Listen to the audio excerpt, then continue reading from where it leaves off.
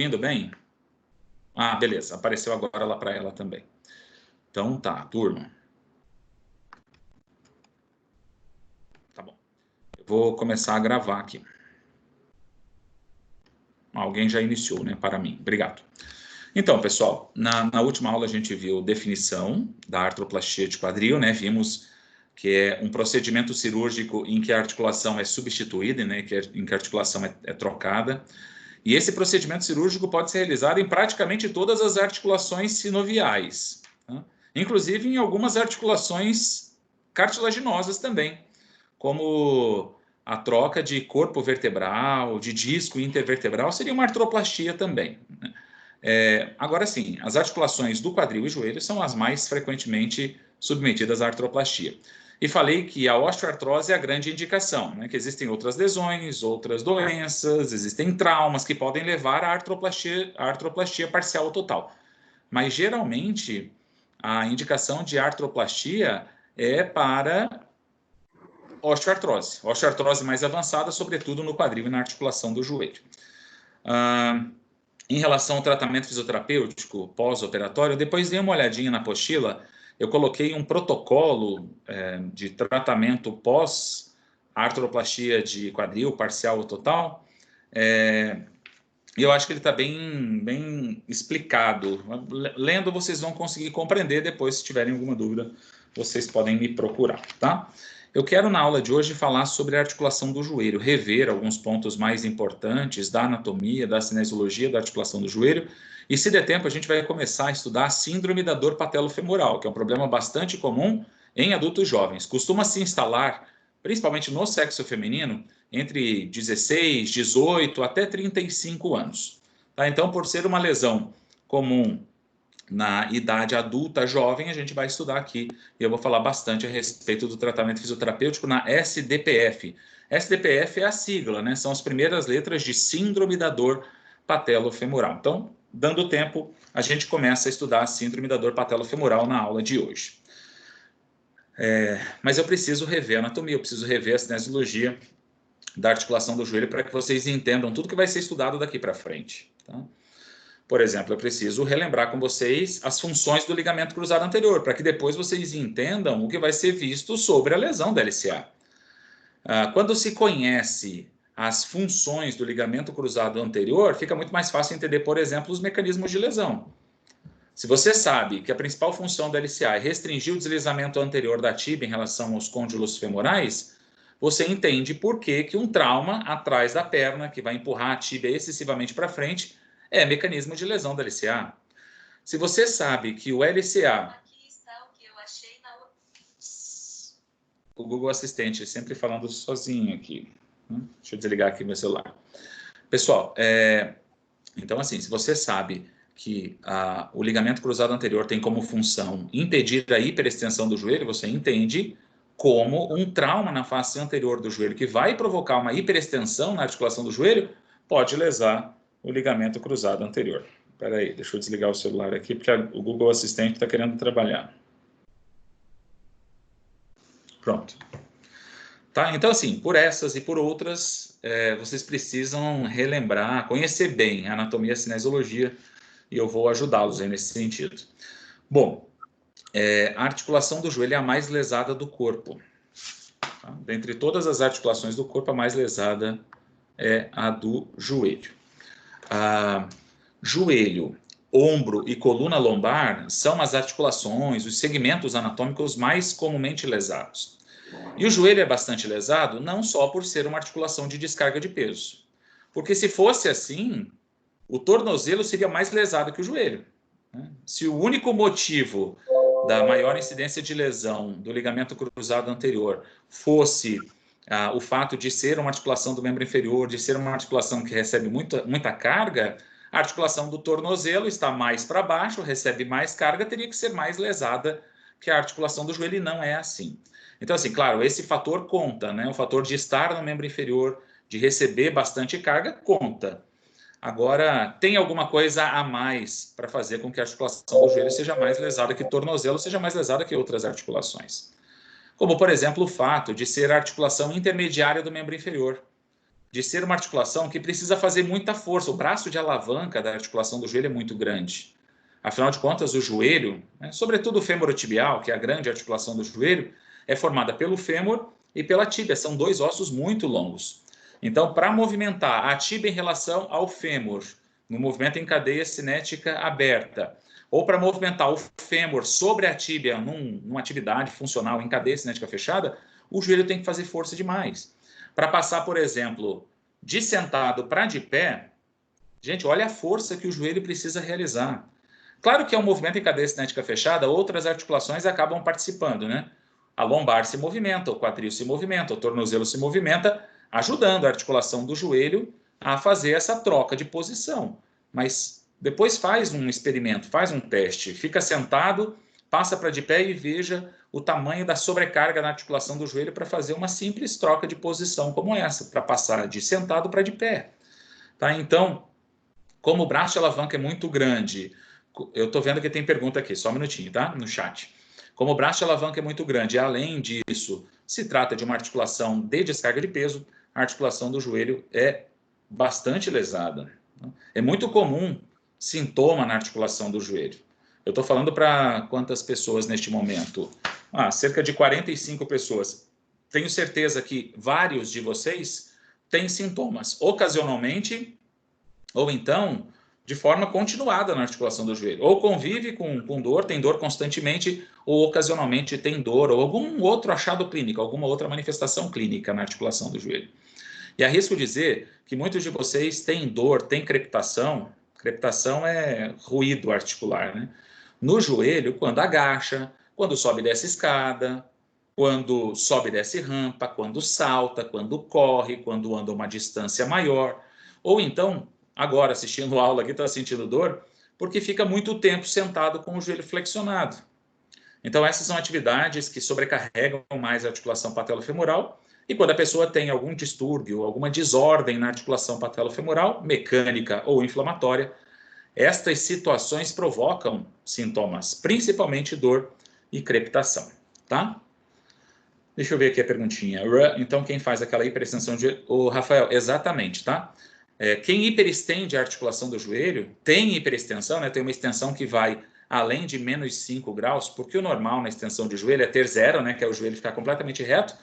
Até menos 5 graus é aceitável. Quando a pessoa estende mais do que isso, você pede para ela ficar de pé e para ela forçar a extensão do joelho, o joelho vai lá atrás, né? Faz um geno recurvatum, né? O joelho vai lá atrás, hiperestendendo a articulação do joelho, relacionamos com alguma insuficiência do ligamento cruzado anterior. Então, pode ser ruptura do ligamento cruzado anterior, se a pessoa tem uma história de entorse de joelho, teve um trauma na articulação do joelho, pode ser que nesse mecanismo de lesão o ligamento cruzado anterior tenha sido rompido. Mas muitas vezes é frouxidão. Tá? Muitas vezes é frouxidão. E muitas vezes não é frouxidão só do LCA.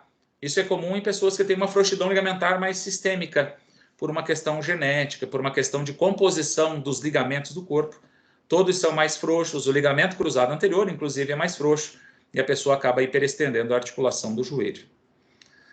Então, como muitas vezes a frouxidão da LCA vem acompanhada de frouxidão de outros ligamentos, a pessoa consegue fazer mais movimento em todas ou quase todas as articulações do corpo. Sabe aquela pessoa que hiperestende o cotovelo? Você pede para ela estender e o cotovelo estende um montão e faz um valgo no cotovelo. Você pede para a pessoa abrir a boca, ela abre a boca um montão, muito mais do que 40, 50 milímetros, né, que seria a amplitude normal da abertura da boca. Você pede para a pessoa encostar o polegar aqui, ela encosta. Ela consegue muitas vezes encostar o dedo aqui, ó, na face posterior do punho do antebraço, fazendo a extensão do dedo. Então, muito provavelmente, essa pessoa tem uma frouxidão ligamentar sistêmica, provavelmente o LCA é frouxo, e se tiver frouxo mesmo, ela vai hiperestender a articulação do joelho. Rafael, bem respondido aí? Deu para entender? Então, provavelmente sim, tá? Provavelmente uma frouxidão, ou até a ruptura mesmo do LCA, se a pessoa tem uma história de trauma na articulação do joelho. Alguém ligou o microfone e ia me perguntar. Pois não. Pergunte. Eu queria saber se, no caso, quando a pessoa, tipo, outros fatores, tipo hormônio ou sobrepeso, quando a pessoa Sim, tem esse sim. problema, ela pode ter esse tipo de sintoma, fraqueza ou instabilidade no joelho, e se Aham. pode levar também a condromalácia patelar por esses motivos citados. Sim, sim. A síndrome da... Quem perguntou? Jaqueline. Jaqueline. Oi, Jaqueline. A resposta é sim, tá? Depois a gente vai ver quais são os fatores de risco da síndrome da dor patelofemoral e essas coisas que você falou entrarão, tá? Frouxidão ligamentar, excesso de peso, fraqueza muscular, alguma alteração biomecânica no pé, fazendo com que a tíbia rode internamente ou rode externamente. Isso deve gerar repercussões negativas mais para cima, né? Na articulação do joelho, na articulação patelofemoral. Quem passou por um procedimento cirúrgico no joelho, a princípio, está mais propenso a ter a síndrome da dor patelofemoral. Quem tem um ângulo Q aumentado, talvez você já tenha ouvido falar do ângulo Q, é uma medida que fazemos na articulação do joelho. Quem tem um ângulo Q maior, maior do que o normal, está mais propenso a ter distúrbios no quadril, no joelho, mas no quadril, no tornozelo, mas principalmente na articulação do joelho, como por exemplo a síndrome da dor patelofemoral, má formação óssea, má formação da patela, uma tróclea femoral muito rasa. Então tudo isso é fator de risco, tá? Então distúrbio hormonal, podendo influenciar na frouxidão ligamentar. Então tudo isso é fator de risco da SDPF. E geralmente a pessoa desenvolve a SDPF não por um único motivo, mas por uma associação deles. Vários desses fatores de risco que eu mencionei e outros fatores de risco estão presentes, culminando no aparecimento dessa desordem basicamente mecânica da articulação patelofemoral. E a condromalácia patelar, que você me perguntou, sempre é uma consequência da STPF, ou quase sempre é uma consequência da síndrome da dor patelofemoral. Então, começaria como uma alteração na estabilidade, uma alteração no alinhamento e na qualidade do movimento da articulação patelofemoral. Isso geraria um estresse mecânico na articulação patelofemoral e poderia levar a um desgaste da cartilagem retropatelar, que é o que conhecemos como condromalácia patelar. Então, dentro do contexto da síndrome da dor patelofemoral, eu vou falar da condromalácia patelar também, porque a condromalácia sempre ou quase sempre é um agravamento, é uma consequência da síndrome da dor patelofemoral. Não estou dizendo que todo mundo que tem um desalinhamento, tem uma instabilidade na articulação patelofemoral, vai ter condromalácia. Mas quem tem condromalácia, muito provavelmente começou tendo uma síndrome da dor patelofemoral. Teve inicialmente uma síndrome da dor patelofemoral que foi fundamental para o aparecimento da condromalácia patelar. Beleza, Jaqueline? Então, fatores de risco. Você está querendo saber sobre fatores de risco, né, da síndrome da dor patelofemoral? Eu falei alguns agora, depois eu vou explicar melhor isso quando estivermos conversando especificamente sobre a síndrome da dor patelofemoral, depois dessa revisão da anatomia e da cinesiologia da articulação do joelho. E vou falar de condromalácia também, não vou esquecer, porque é um assunto bem importante. Por acaso, Jaqueline, você tem condromalácia? Não sei. É porque assim, eu Você sou um tem esses pouquinho gordinha, sintomas que eu falei nessas assim, condições? eu tenho distúrbio hormonal. Isso é comprovado, porque eu até faço tratamento de 3 em 3 meses, tenho hipotiroidismo e estou um pouco acima do peso. Aí quando eu vou fazer atividade física, mesmo que eu comece assim de leve, uma caminhada, mas quando eu parto para exercícios mais pesados, Vigorosos. tipo, e aí o meu joelho, ele tipo que eu começo a dar tipo um estralo, É eu não crepitação consigo mesmo. correr. E você sente que Aí eu não você sente que é a face anterior do joelho, você sente que é ali na patela femoral? É dali que vem o consigo, problema? tipo um crackzinho, sabe? Aí eu tenho que parar um pouquinho. E se eu Aham. forçar, outro dia eu não dou conta de continuar o exercício. Aí por isso que eu tô te perguntando, porque esse Então, fator, o médico uma falou que eu tinha peso, né? vamos Mas eu fazer falei, uma mas teleconsulta. Agora está autorizado fazer teleconsulta, né? Ô, Jaqueline, então assim, ó, provavelmente você tem a partir do seu relato, né? Eu não tenho mais detalhes assim a respeito do seu problema. Te conheço bem, né? Mas eu não sei exatamente o que está acontecendo com o seu joelho, com a sua articulação patelofemoral. Mas pelo seu relato, parece que você tem uma síndrome da dor patelofemoral. Agora, como você não tem vários sintomas, e como os sintomas estão relacionados à realização de uma atividade mais vigorosa, mais intensa, talvez seja uma STPF um pouco mais leve, mas que pode evoluir para uma STPF mais grave, que pode evoluir para uma condromalácia. O ideal seria você intervir, né? Você receber um tratamento, fazer exercícios específicos para melhorar o alinhamento, melhorar a mecânica da articulação patelofemoral para que o problema não progrida, tá? Entendi. Quando a pessoa tem muito sintoma e os sintomas acontecem em atividades bem simples, sei lá, fazer um agachamento simples, né? No começo do agachamento já tem sintoma, aí a gente começa a pensar numa STPF mais grave, a gente pensa até numa condromalácia patelar, né? Que seria um agravamento da STPF, e aí quando a condromalácia está instalada, aí o problema fica mais sério, porque a condromalácia já não tem cura mais. Não estou dizendo que essa pessoa precise conviver com sintomas intensos, não é isso. Tem tratamento para ela, só não vai provocar a eliminação da condromalácia. Vai continuar tendo condromalácia, só que vai conviver melhor com a condromalácia, já que os tratamentos, principalmente baseados em fortalecimento muscular, controlarão, minimizarão os sintomas, né, do paciente que tem a condromalácia patelar. Mas a pessoa, ela vai conviver melhor com a condromalácia, porque a condromalácia é crônica, é progressiva, então, a princípio, é uma doença incurável, tá? Então, fazer o possível para o problema não avançar, para você não ter sintomas com atividades simples, né, não vigorosas, né, com pequenos esforços, para que não evolua para a condromalácia. Eu tenho uma alteração postural no quadril esquerdo. Ele é um pouco então, rodado. Discrepância, outros fatores de risco. Discrepância no comprimento dos membros inferiores. Desvio postural no membro inferior. Quem tem genuvalgo, genuvar, o recurvatum de joelho, a hiperextensão, que a gente estava falando agora por frouxidão do ligamento cruzado anterior, essas pessoas estariam um pouco mais suscetíveis à síndrome da dor patelofemoral. Porque desvio postural é um fator intrínseco tanto da condromalácia quanto da STPF, né? Intrínseco significa que está dentro dela, né? O desvio postural é algo meu, né? É uma alteração na postura do meu joelho, na postura do meu membro inferior. Então, desvio postural do membro inferior seria um fator intrínseco da síndrome da dor patelofemoral. Extrínseco é, por exemplo, o esporte. É, por exemplo, uma atividade laboral, um trabalho em que eu movimento muito a articulação do joelho, eu preciso subir e descer a escada o tempo todo. Então, isso está fora do meu corpo. Então, seria um exemplo de fator extrínseco, né? Agora, frouxidão ligamentar, fraqueza muscular, desvio postural, alteração na biomecânica do tornozelo e pé, esses são fatores que estão dentro de mim, né? Uma predisposição genética, são fatores intrínsecos, né? Porque eles são meus, estão dentro de mim, não vêm de fora, como um trauma, como a repetição de movimento no esporte ou no trabalho da articulação do joelho.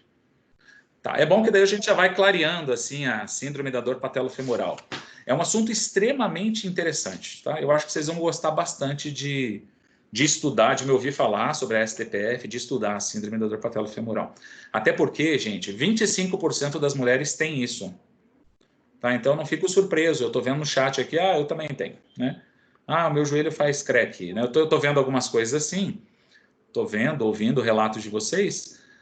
E é possível que muitas de vocês, né, muitos, especialmente, né, meninas, mulheres, tenham mesmo a síndrome da dor patelofemoral, uma vez que 12% mais ou menos da população tem esse desalinhamento, essa alteração na mecânica da patelofemoral. 12% é muita coisa, concordam? Quer dizer que a cada 100 pessoas, ambos os sexos, diferentes idades, 12 vão ter a síndrome da dor patelofemoral. 25% das mulheres, 25% dos atletas. Então, é um problema muito comum. Então, por ser comum, é interessante e é um assunto gostoso de estudar. Mas é assunto para depois. Aguenta a mão aí um pouquinho, tá bom? Tá. Eu estava só fazendo uma introdução à aula de hoje, né? Dizendo que a articulação do joelho, ela é uma articulação mais suscetível ao dano, né? Mais suscetível à lesão. Estava explicando o porquê. São muitas as lesões possíveis na articulação do joelho. E, consequentemente, são muitos os testes especiais ortopédicos usados para diagnosticar essas lesões da articulação do joelho. Joelho e ombro tem teste especial que não termina mais. Natural, né? Uma vez que são articulações mais frequentemente lesadas. A gente tem tanta lesão possível no joelho. A gente já falou de SDPF, a gente já falou de condromalácia patelar. lesão do ligamento cruzado anterior, lesão do LCP, lesão dos ligamentos colaterais, osteoartrose no joelho, extremamente comum, inflamação da plica sinovial, tendinites, as tendinites no joelho acontecem com frequência, principalmente da pata de ganso e do tendão infrapatelar. Ainda lá na criança, a gente não vai estudar, porque é um distúrbio que acontece especificamente em criança e adolescente, que é a doença de Osgood-Schlatter. Então, é uma outra lesão que pode acontecer na articulação do joelho. Tem a dor do crescimento, que ocorre em nível de articulação do joelho e por aí vai. Então, assim, não falta doença na articulação do joelho. Lembram das doenças reumáticas? Muitas delas afetam principalmente o joelho. Gota úrica, já tinha falado da osteoartrose, né? Mas tem a gota úrica, a artrite reumatoide, gosta da articulação do joelho. Então, além dos distúrbios ortopédicos, muitos distúrbios reumáticos, muitas doenças reumáticas gostam da articulação do joelho. Então, no final das contas, o joelho é a articulação mais lesada do corpo, à frente de ombro e lombar, né, que são as 3 articulações mais lesadas do corpo. Pessoal, tudo bem? Estão me vendo, me ouvindo e estão conseguindo me acompanhar? Vamos tomar uma água aqui.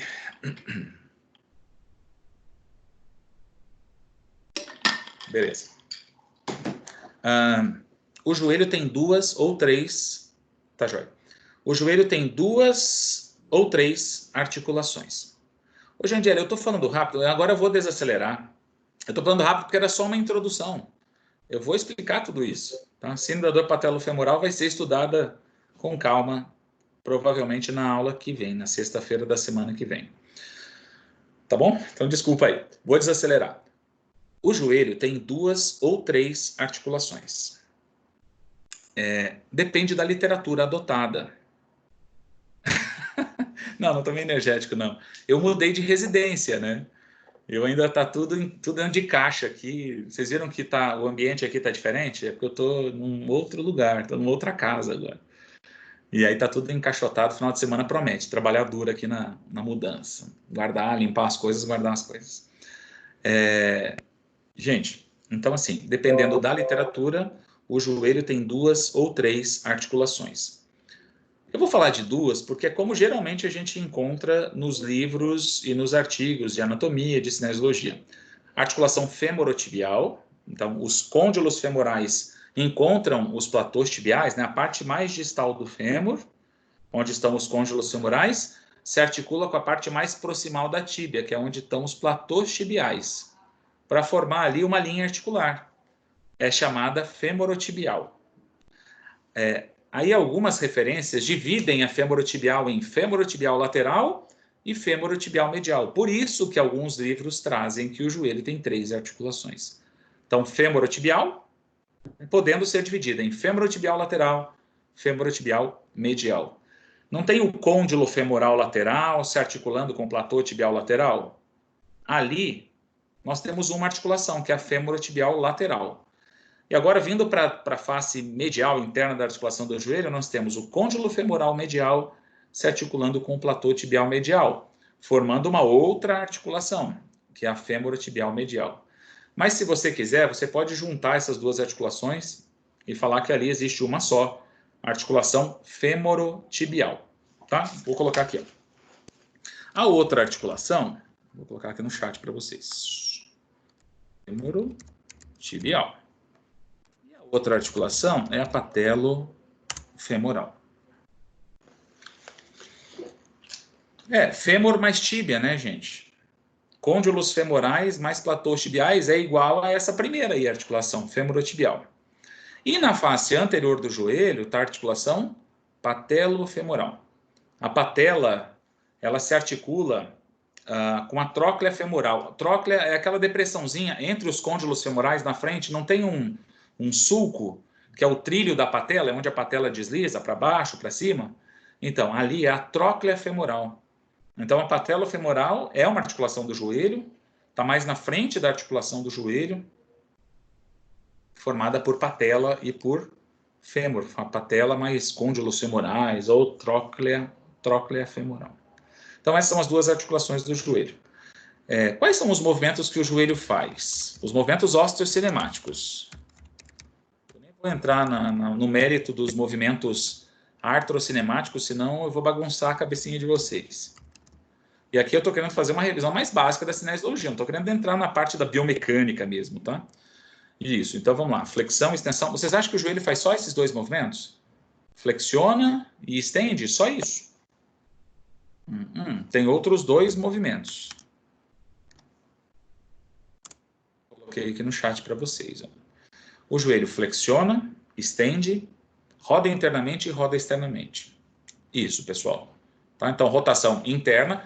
Claro, as rotações interna e externa são movimentos do joelho com pouca amplitude, mas são considerados movimentos osteocinemáticos, né, ou fisiológicos da articulação do joelho. Então, o joelho tem 4 movimentos ao todo, e movimentos que acontecem em 2 planos diferentes. Flexão e extensão não são movimentos que na posição anatômica acontecem assim, para frente e para trás? Então, flexão e extensão são movimentos que acontecem no plano sagital. Já rotação, quando eu estou na posição anatômica, roda internamente, roda externamente, eu não estou fazendo isso aqui com a tíbia? Como é que chama esse plano? Que me divide assim, ó, em superior e inferior. É o plano horizontal ou transversal. Aí, isso mesmo. Isso. Estão sabendo, hein? Muito bem.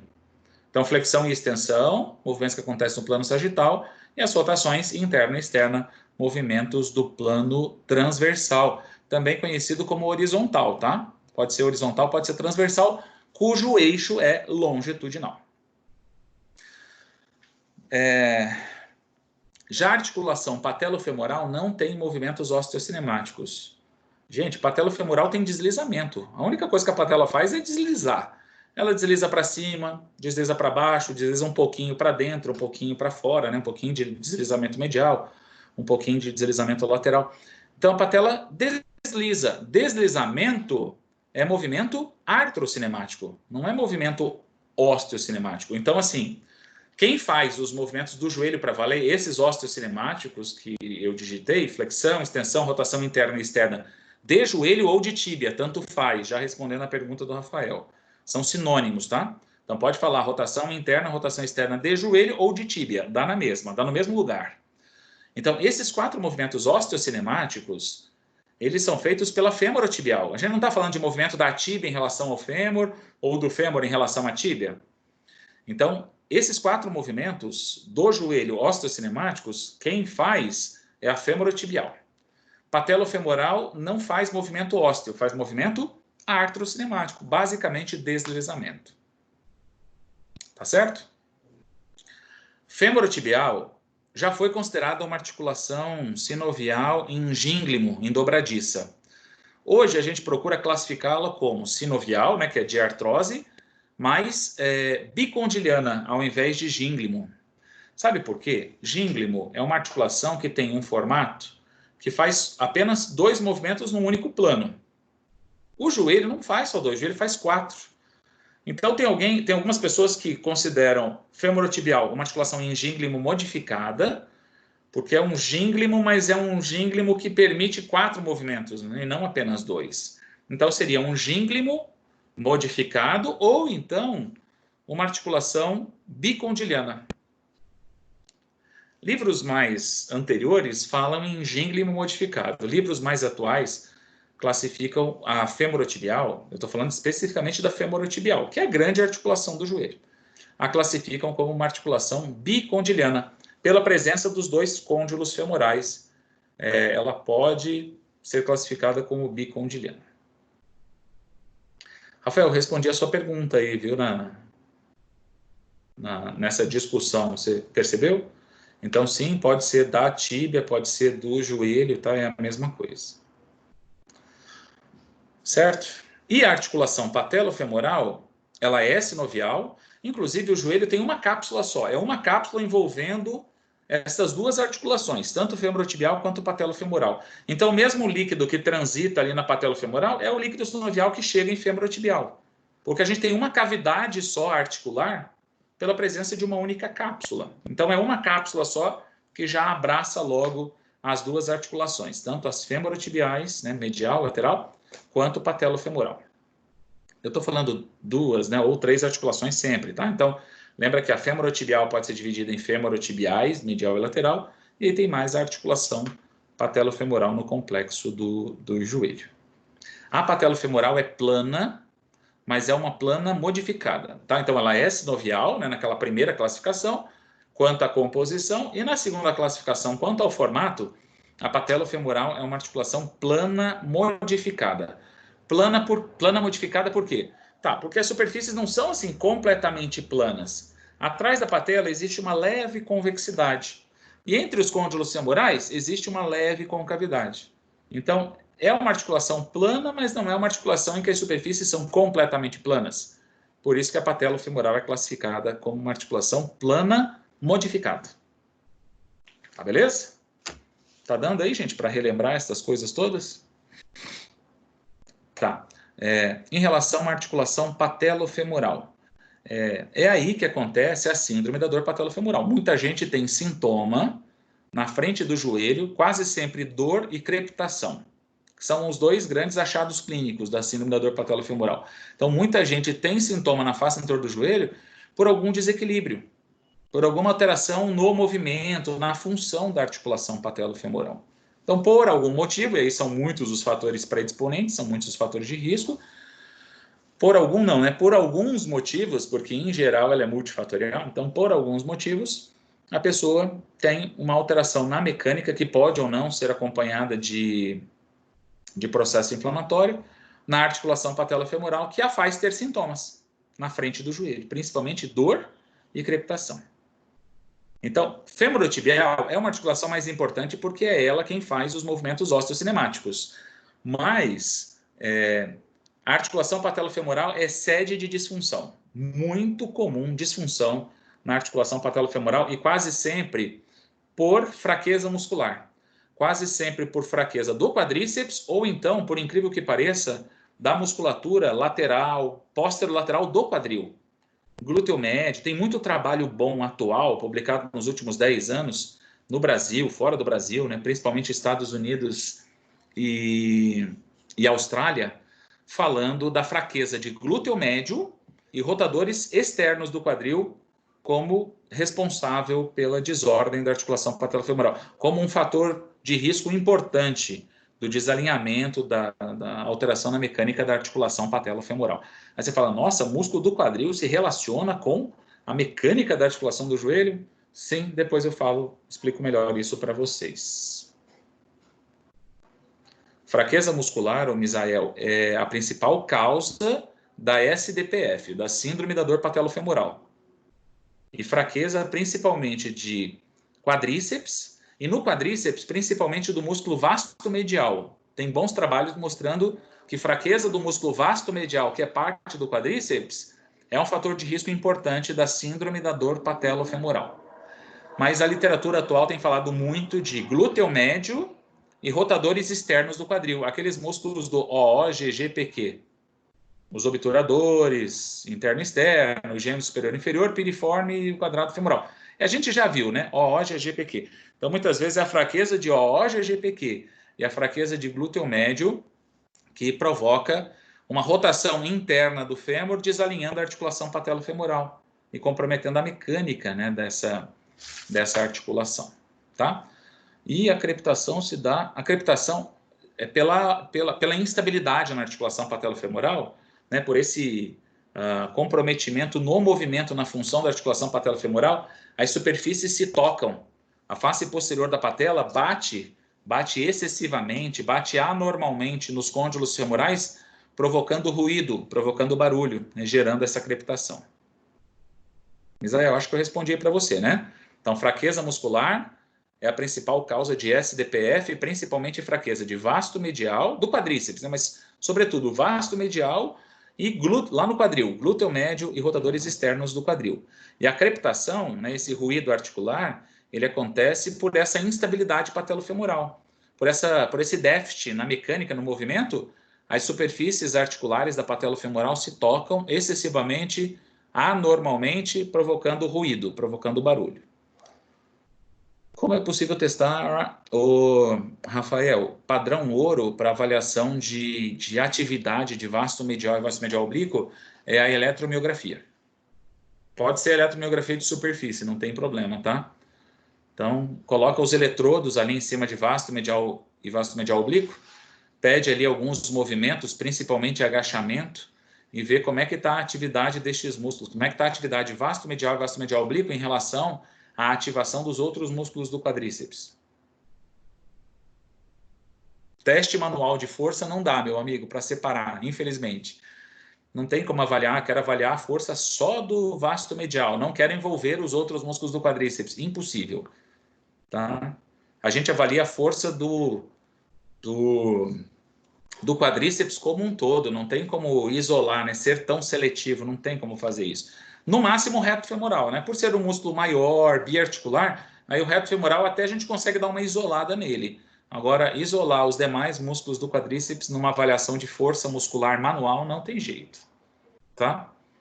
Quando faz, por exemplo, uma dinamometria para pedir, adapta um dinamômetro à cadeira extensora, pede para o sujeito fazer a extensão do joelho. Você está avaliando a força do quadríceps como um todo através de dinamômetro, né? Não dá para avaliar a força isolada do músculo vasto medial. Aí seria eletromiografia de superfície, com eletrodo. Tá? Aí tem que ter o aparelhinho. Tem fisioterapeuta que tem aparelho, que sabe manusear o eletromiógrafo e faz essa análise aí para a gente em pesquisa.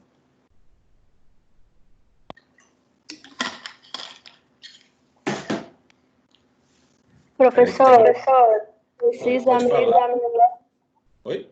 Esse exame do choquinho, Tá cortando a sua ligação, seu áudio. Eu não ouvi a pergunta toda. esse eletromiografia, ele é o exame Eletromografia. que dá um choquinho? Que dá o quê? Desculpe. Choque. Não, esse não. Aí você está pensando naquela em que as agulhas são inseridas. Lá é a eletroneuromiografia. Ah, tá. É isso Tá? mesmo. Que aí você avalia a inervação do músculo, né? Aí insere as agulhas aí é para avaliar a atividade neural. Esse é de superfície, é eletrodo. Só cola eletrodo ali, pede a contração do músculo e os eletrodos captam o tamanho da atividade daquele músculo que está debaixo do eletrodo, sob a pele, né? Entendi. Tem uma pergunta aqui de mais ou menos... É quase uma redação do Rafael.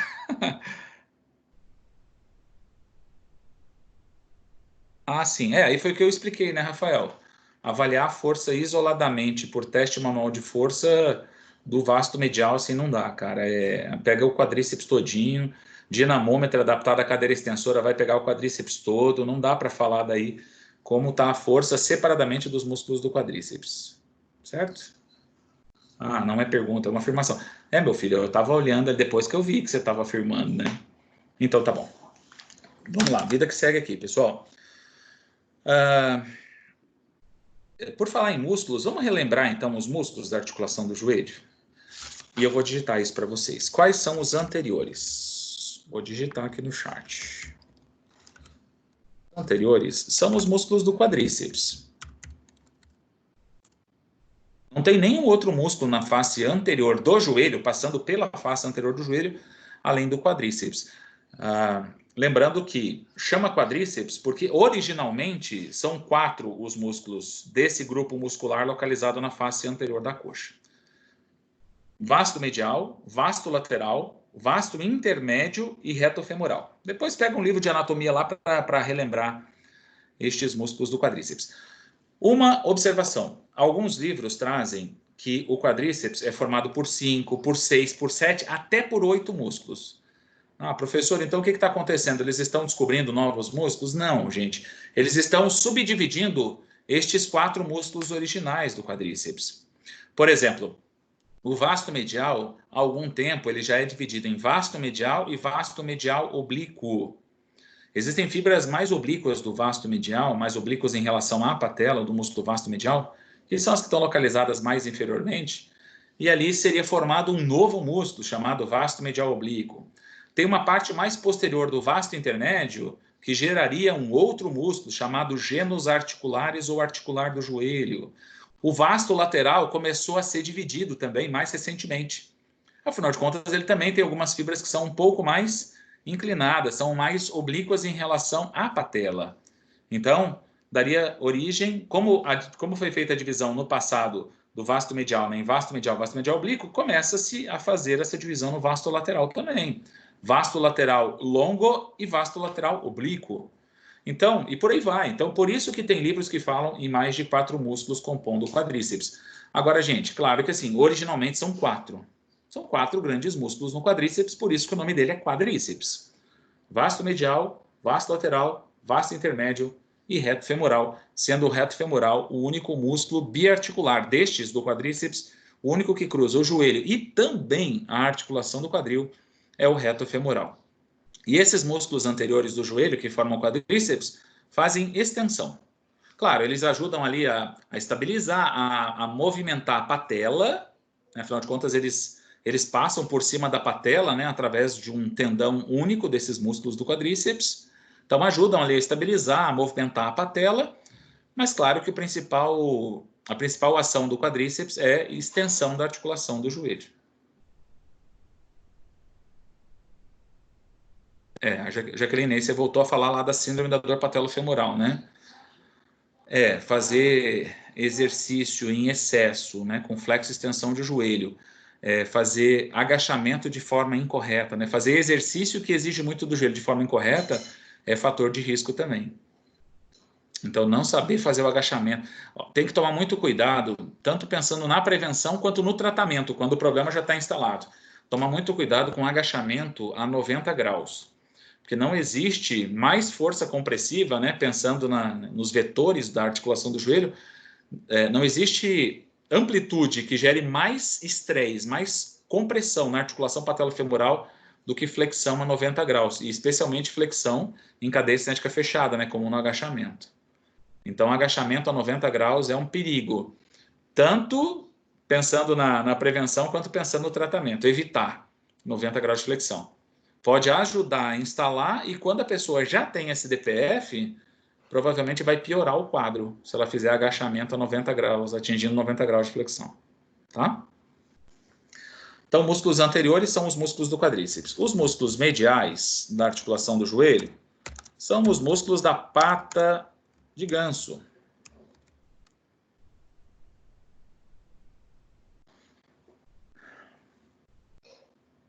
Tá? Quais são os músculos da pata de ganso? São aqueles 3 músculos que passam medialmente no joelho e que estão inseridos num único lugar, chamado pata de ganso, medialmente na tíbia. Sartório, grácil e semitendinoso. São os 3 músculos da pata de ganso. Quais são os movimentos que a pata de ganso faz no joelho? Rotação interna. Quando a pata de ganso contrai, a tíbia roda para dentro. A tíbia roda internamente. Então, a pata de ganso roda o joelho internamente e flexiona a articulação do joelho. Então, vou repetir, gente. O quadríceps, lá em cima, grupo muscular anterior do joelho, faz extensão. E pata de ganso, músculos mediais da articulação do joelho, faz rotação interna e flexão. Quando a pata de ganso contrai, o joelho é flexionado. E quando a pata de ganso contrai, a tíbia é puxada em rotação interna. Na face lateral do joelho, nós temos um músculo só. Então, vai ficar no singular, tá? Lateral, porque só tem um músculo lateral, que é o trato ilho tibial, que é uma continuação do tensor da face lata. Esse aqui roda o joelho externamente. Ele está passando aqui na face, digamos que aqui está o joelho, né? Ele está passando aqui assim, lateralmente no joelho. Quando ele contrai, ele puxa a tíbia nesse sentido e faz a rotação externa dela.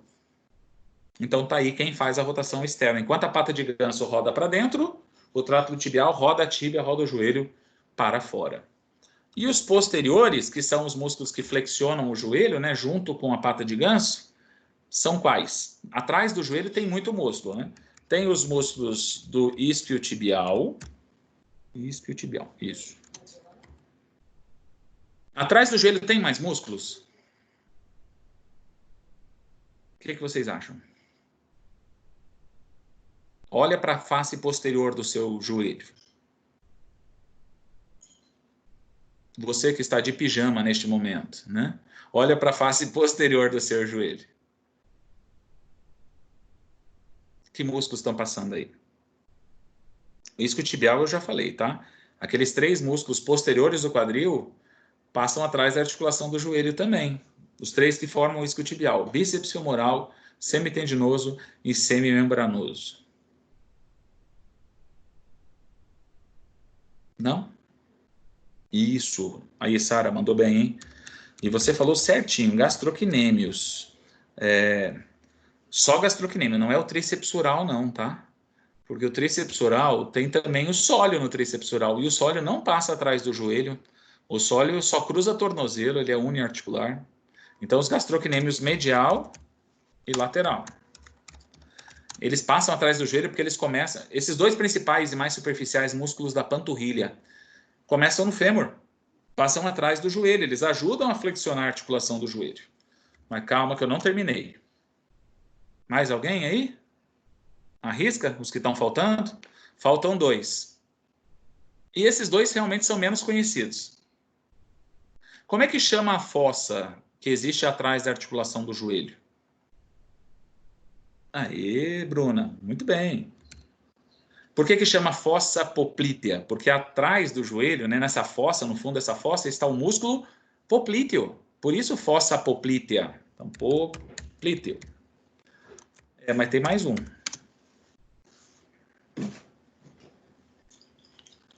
Esse que está faltando, realmente é o menos conhecido de todos os posteriores. Tem aluno que nunca ouviu falar dele. Começa com a letra P. Mas não é o poplíteo. O poplíteo já foi, né? Começa com a letra P. Ele é um músculo fino e longo. Aí, Ana Cristina, mandou bem, hein? É o músculo... Peraí, deixa eu tomar água aqui. Plantar.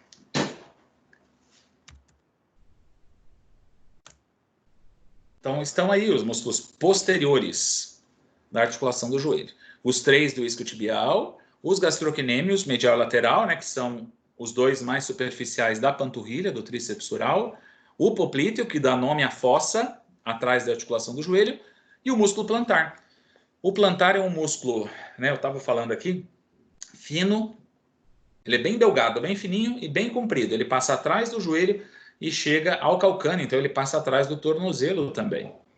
No joelho ele faz flexão, no tornozelo ele faz flexão plantar. Ele é fraco, plantiflexor do tornozelo, fraco, flexor do joelho.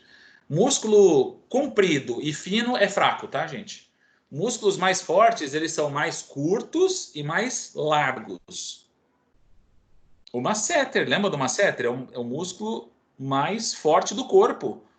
Ele é relativamente pequeno, relativamente curto, e ele é bem largo, né? Então, isso faz com que ele tenha uma força extra, né?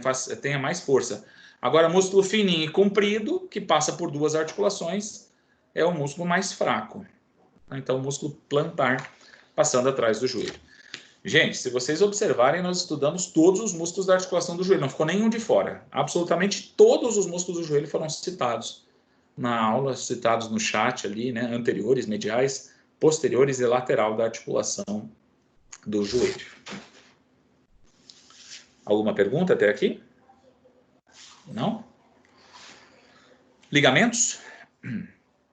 Eu vou falar mais de ligamentos quando eu estiver falando da lesão ligamentar. Vamos só lembrar aqui os principais ligamentos do joelho. O joelho tem mais de 10 ligamentos.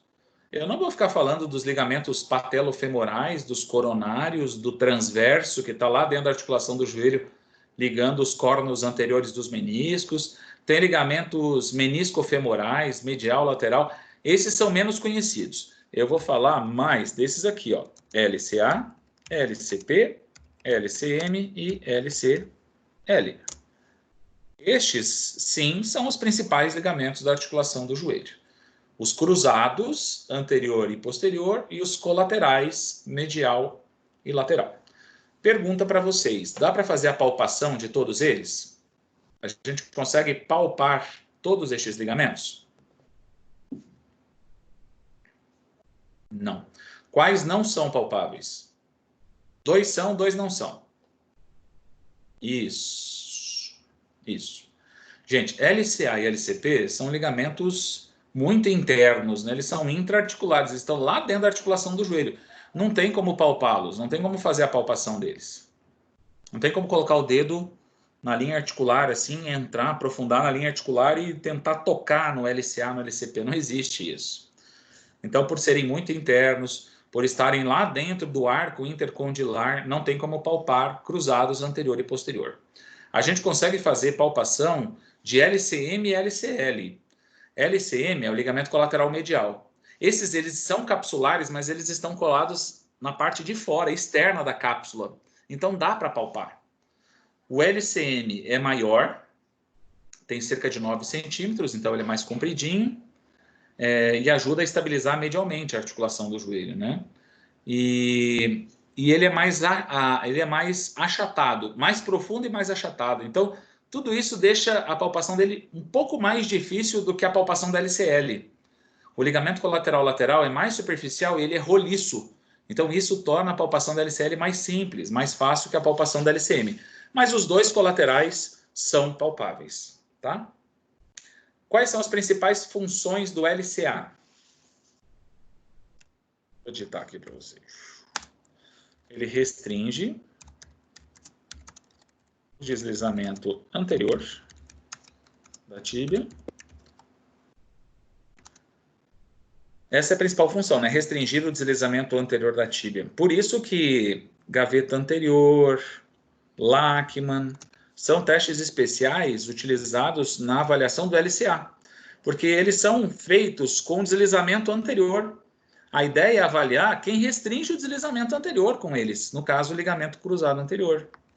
Tá? Então, LCA faz não só, mas principalmente a restrição ao deslizamento anterior da tíbia. Ele também impede a hiperextensão, né, como a gente já tinha visto.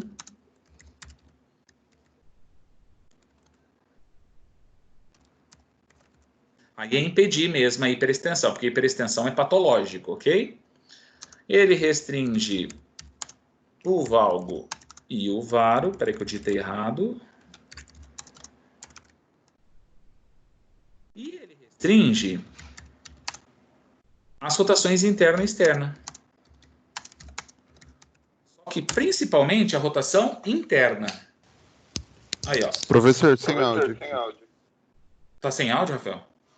Voltou. Voltou? Eu estou testando a minha internet, né? Porque como eu estou numa casa nova, eu coloquei uma internet nova. Estou testando com vocês aí, mas acho que está funcionando bem, né? Tá tudo bem agora? Me vendo bem, me ouvindo bem? Sim? Tá. Tudo bem. Aí, assim, ó, se perdeu alguma coisa, eu digitei, tá? Eu estava falando das funções do LCA e eu coloquei no chat. Quais são as funções do LCP? Para que serve o LCP? E, gente, sabendo essas funções, fica muito fácil entender os mecanismos de lesão, fica mais fácil entender o tratamento fisioterapêutico nessas lesões, quando se sabe as funções que esses ligamentos desempenham, tá? LCP restringe o deslizamento posterior da tíbia. Aí não tem restringida hiperflexão, porque não existe hiperflexão de joelho, né? Agora, restringe valgo e varo do joelho. E restringe rotação interna e externa. Também. Mas principalmente qual rotação?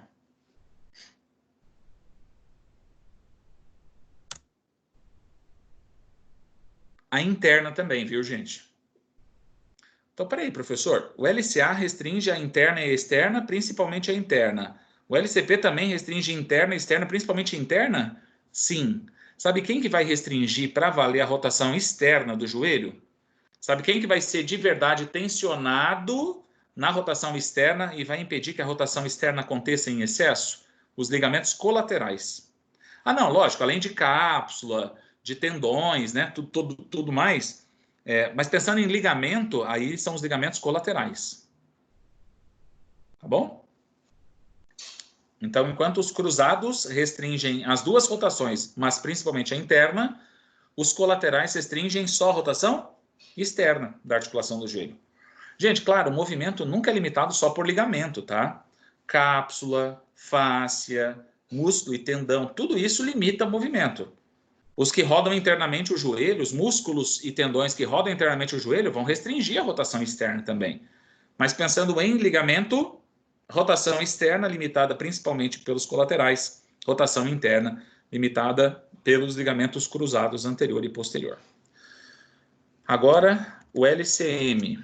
Quais são as funções do LCM? Ele estabiliza a face medial do joelho. Então, claro, o ligamento que está na face medial do joelho dá sustentação, dá estabilidade para a face medial do joelho.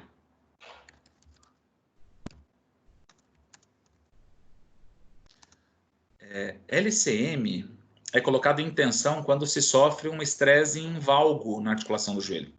Ele não deixa o valgo acontecer em excesso, então ele restringe o valgo da articulação do joelho e restringe a rotação externa.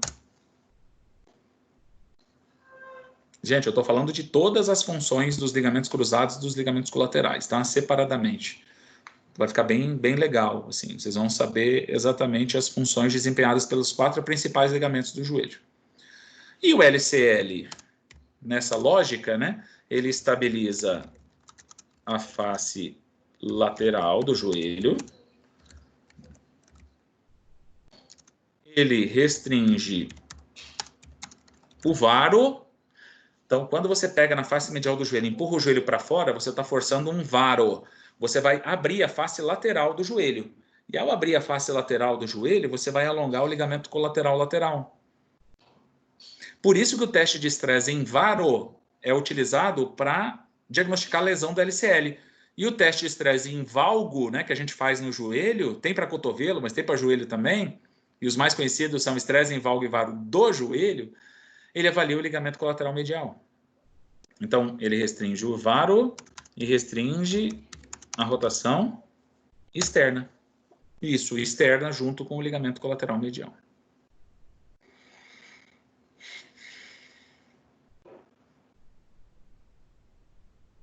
Tá certo?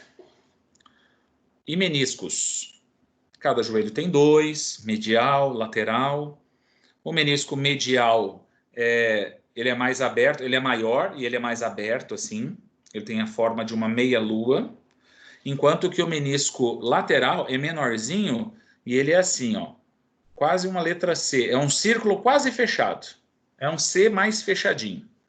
Esse é o lateral, tá? Que é menor. Então vejam assim, que os meniscos, eles têm tamanhos diferentes e formatos diferentes, né? Agora, os dois estão ali com o mesmo objetivo. Então, meniscos, eles existem para absorver choque e impacto, eles servem como amortecedores. É como se cada joelho tivesse 2 pequenos amortecedores. Quando a gente está de pé, quando a gente realiza as nossas atividades, em cadeia estética fechada, a gente descarrega peso no joelho e os meniscos estão ali para absorver, né, esse choque e dissipar, espalhar esse impacto sofrido pela articulação do joelho. Então, absorver choque e impacto. E, claro, eles também são estabilizadores da articulação do joelho. Eles ajudam a manter as superfícies articulares mais alinhadinhas, né? Então, eles são estabilizadores dinâmicos ou estáticos.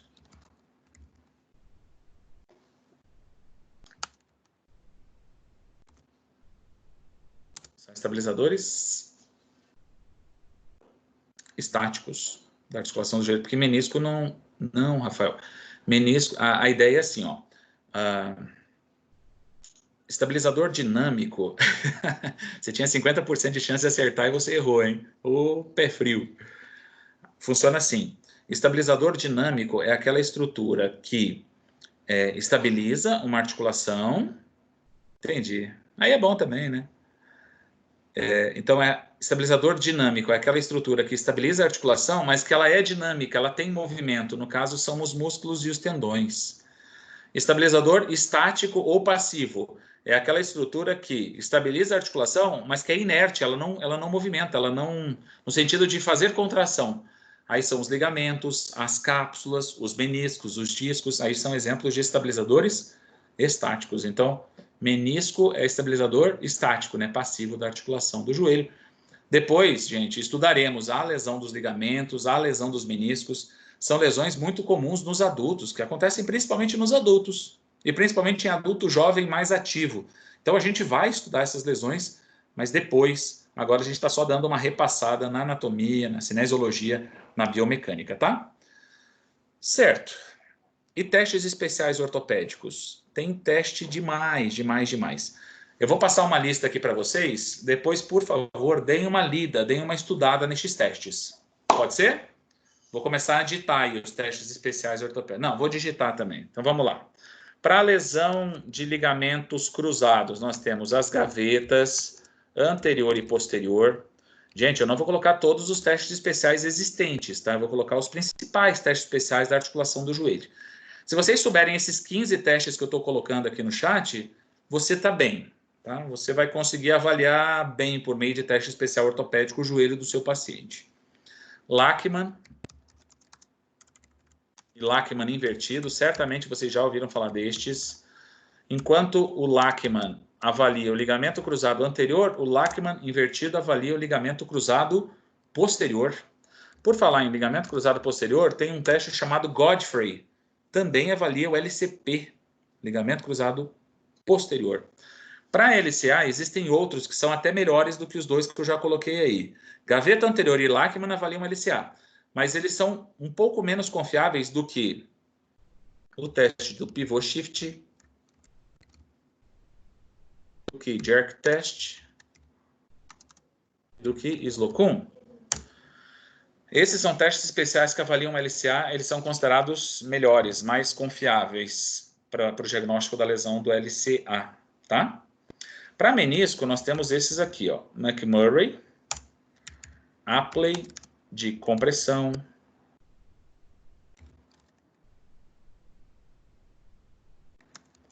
tem o Apley de distração para avaliar os ligamentos colaterais. Ô, gente, eu já tinha falado de estresse em valgo e varo, né? Para avaliar os ligamentos colaterais. Dá uma estudada neles também, tá? São testes bem comuns. Aí lembra que aqui são os testes de estresse em valgo e varo do joelho. Porque tem estresse em valgo e varo para cotovelo, tem estresse em valgo e varo para tornozelo também. Aqui são os do joelho para avaliar os ligamentos colaterais medial e lateral do joelho. Estresse em valgo, estresse em varo. O que mais? Ah, para patelofemoral agora, tá? Que ajudam a diagnosticar condromalácia, distúrbios de uma maneira geral da articulação patelofemoral. Tem o Clark, tem o Zoller,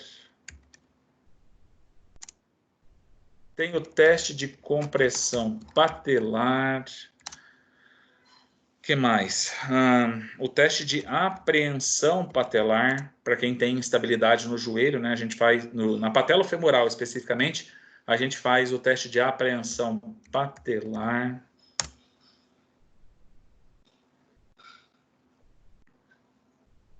Faltou algum? Vocês lembram de algum que é importante, que ficou de fora? Acho que os mais importantes foram. Eu não contei, mas deve ter uns 12 a 15 nessa listinha, né? Tem um que chama teste de Helfet.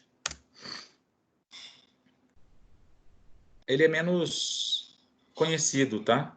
Ele avalia a rotação externa da tíbia e quando a gente, no teste de Helfet, percebe que a rotação externa do joelho está limitada, a gente associa com lesão de menisco. A gente tem uma sugestão de lesão meniscal, quando o Helfet mostra uma limitação na rotação externa da tíbia, tá? Do joelho.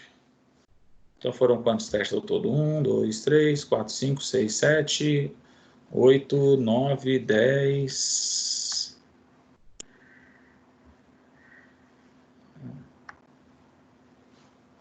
11, 12, 13, 14... Acho que tem 15 testes aí, né? Acho que tá bom, né? Vocês lembram de mais algum que seja importante, que seja mais conhecido? Helfet e Rafael, é para avaliar a rotação externa da tíbia. E quando a rotação externa da tíbia está limitada no Helfet, provavelmente tem lesão de menisco. Vocês lembram do teste da patela flutuante? A gente usa para identificar um derrame articular na articulação do joelho, tá? Se vocês puderem dar uma pesquisada, bom. É mais um teste especial para o seu arsenal diagnóstico, né? Para fazer diagnóstico de derrame articular aí na articulação patelofemoral. Bom, meninos, vamos parar por aqui? Aí na próxima aula eu falo da síndrome da dor patelofemoral e de condromalácia patelar, tá? Então a próxima aula vai ser interessante, marquem presença. Alguma dúvida?